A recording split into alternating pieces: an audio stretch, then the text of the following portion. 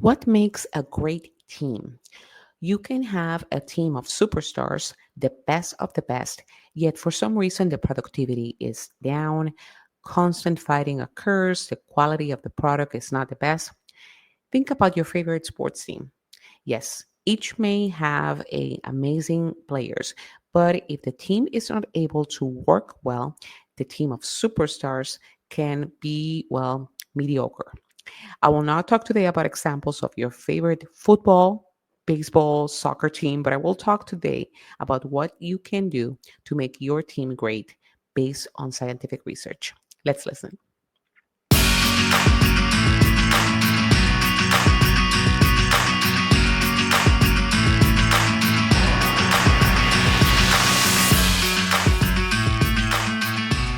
Hi, I'm Debbie Caro, an organizational psychology practitioner and team coach, and welcome to the Hardcore Soft Skills podcast.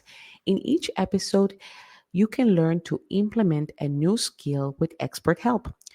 Today, it's about dissecting what makes a great team and what can you do to emulate that formula with your current team. These are things I have implemented with teams and some I have learned when I was listening to a podcast with organizational psychologist Adam Grant.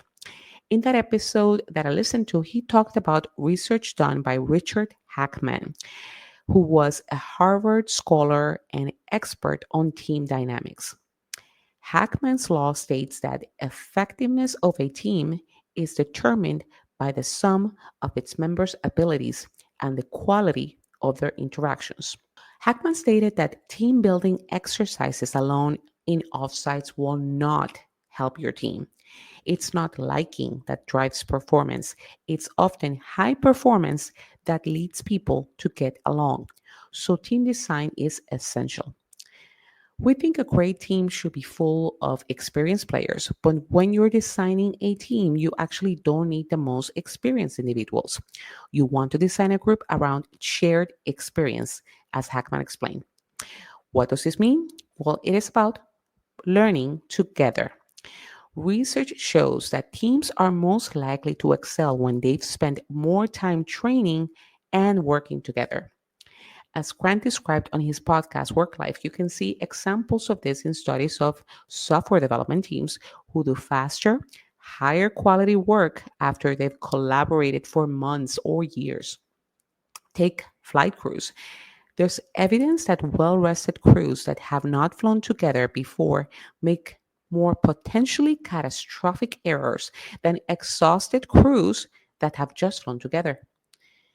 Grant also mentions cardiac surgeons who do all their procedures with a core team at one hospital are about 10% less likely to lose a patient than surgeons who split their time between different teams at different hospitals. This is all amazing, huh? So give your team opportunity to learn together through training and overcoming adversities together. Plus, if you are building a team and you bring in folks who have worked together before, that increases the chances of their success because they have learned together and had shared experiences. Another factor to have a great team is shared responsibility. Per extensive research, it matters way less that the team gets along than the fact that they have a mission in common. If they all feel they have a shared mission that they are responsible to work towards, the success of the team will increase. Helping the team see how their work makes a difference is also very useful. Not just giving the task, but if you are a manager, a product owner, show the why we are doing this task. Who does it impact? The benefits are very important to showcase to the team. Share responsibility can also be formed through establishing a common identity. This is where you have a team name, you create team values, a team vision. All right, so we talked about shared experience and shared responsibility. One more factor described by Hackman's research of what makes a great team is how the team was launched.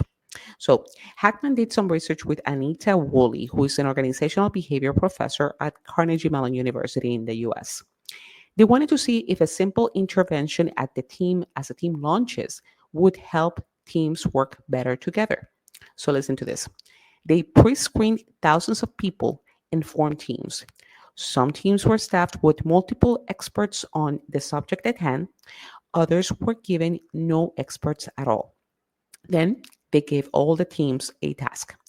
They came up with a counterterrorism scenario, and each team was supposed to solve the case. And surprisingly, when teams of experts were left to their own devices, they actually performed worse than teams without experts that had one little design advantage. Those teams that had no experts had first to do a collaborative planning exercise. They talked about who will be responsible for what and how they will integrate their knowledge.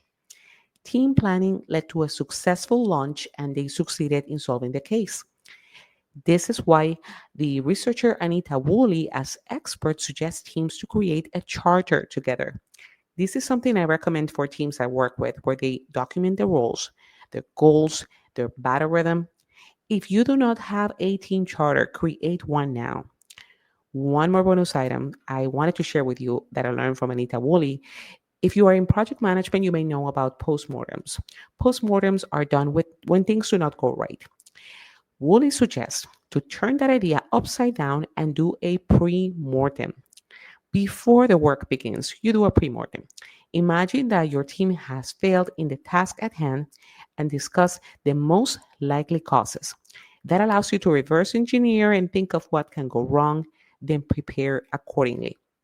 There's evidence that a pre-mortem can help prevent overconfidence in a team and promote better routines.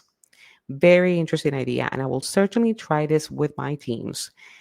Tell me which ideas resonate the most with you. Contact me via LinkedIn or contact me via the website hardcoresoftskillspodcast.com. And while you're there, sign up to my newsletter. You will receive a skills assessment you can download and give to yourself and your team members. Thank you for listening.